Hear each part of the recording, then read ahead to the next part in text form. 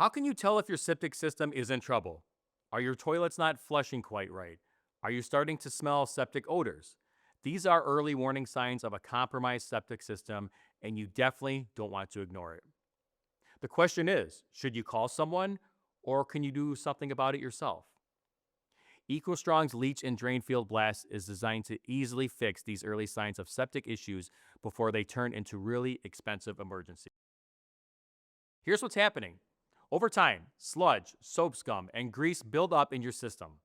This clogs your leach field and creates what's called a biomat, a stubborn organic layer that blocks drainage.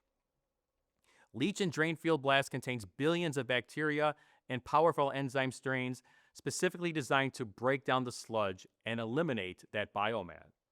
Here's how to use it. Shake the bottle, then pour half of it, 64 ounces, into your leach field distribution box if you can access it. If you can't get to the distribution box, just pour it into your septic tank's inspection port closest to the leach field. Or pour it down the toilet closest to your tank and flush twice.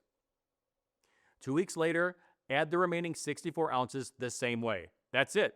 2 treatments, 2 weeks apart.